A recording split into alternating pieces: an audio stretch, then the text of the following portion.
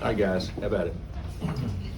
Coach, I know you talked in the past, there's no 15 or 17-point plays, but when you're in the huddle and you're down 17 and things maybe aren't going your way, how do you keep the guys engaged or maybe try not to obviously- do too much or whatever the case may be? Well, I did a crap job the first half. We weren't very engaged, so I don't. What was the most we were down? 17. So we're down 17. I guess we had to play well the last couple of minutes to get it to 13, and then they were unbelievable the first. I mean that's the hardest team to guard there is the first half. But we let them get to the right hand.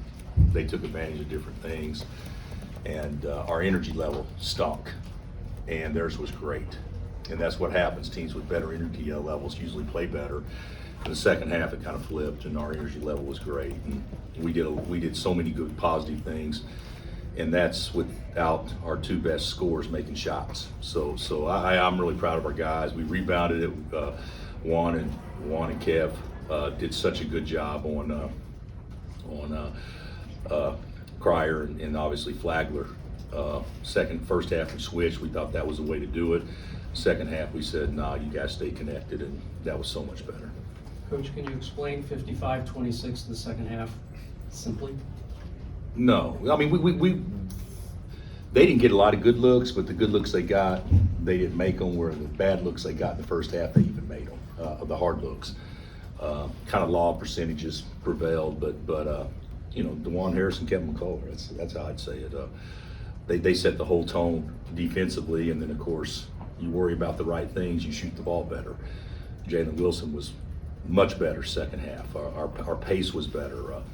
The first half, the way they guarded the first half was switch, stay between the man and the basket, play gaps, and the tendency is when you're open is to stand, and that's the worst thing you can do against defenses that are sagging like that. And so our movement, our ball movement was so much better second half. To me, that's the biggest difference offensively. Coach T, what's the biggest difference defensively in the second half? Energy. Yeah, we were turned up. The thing about it is, in this building, our fans are great. Great. I mean, they played a huge role in us winning today. But you got to actually do something to get the fans to have something to be excited about, and that usually comes from energy. It's you don't have to make shots to get people excited. You get people excited by playing with unbelievable energy and playing the right way and unselfish. And today, when we got punched in the mouth, we didn't fight back. I didn't think the first half. But second half, yeah, we delivered most of the blows second half. Jalen has said, and he said earlier what you just talked about, the mindset and how that makes everything easier offensively and all that. How much of that for him, though, is just pure determination? Well, the thing about Jalen, he was as poor as he's been all year long the first half. I mean, he missed 2 uncontested layups with nobody around. And that affected him energy defensively and frustration and all that stuff. And he stood. I mean, you couldn't have scripted how we could look worse, I don't think, the first half. In the second half, all he did was do one thing, and that's just compete. And his I don't want to say his will's better than others. That's not the right thing to say because I can't speak to others. But his will is as good as anybody that we've had play here in a long time. So he's just a winner.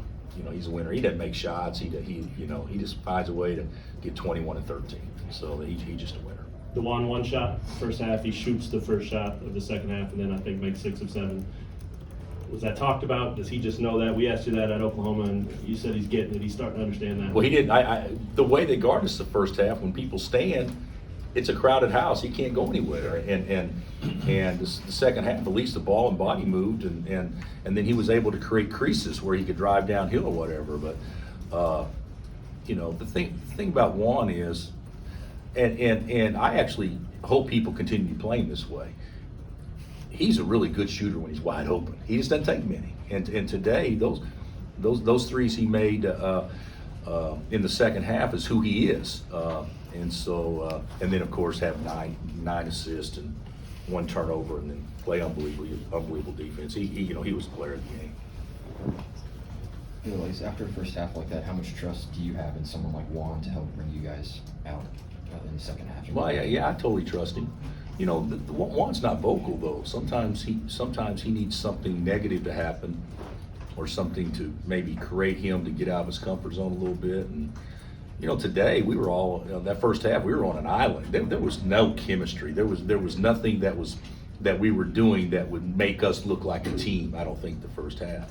And then the second half, I mean, that's a good team we played. I mean, that was the equivalent of the Miami Elite Eight second half. I mean, that was a very well played game against a top 10 team. I mean, that had all the momentum. So when you're behind like that, you need something good to happen early, and heck, it goes from 13-7 in a minute and a half, and next thing you know, then it's anyone's game. And you know, we took advantage of it.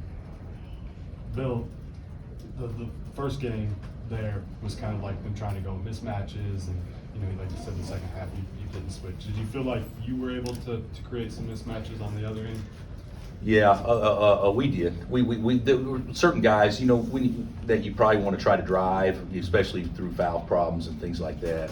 Yeah, we tried to take advantage of throwing it inside, even though we don't throw it inside a ton, but throw it inside because the switches allowed to, you know, put a little guard on a big guy a lot of times, and just like the little out of bounds underplay, you know, that it's not anything great, but it's just an easy basket you don't have to earn. And they picked on us the first half, and we were able to get some of those advantages second half.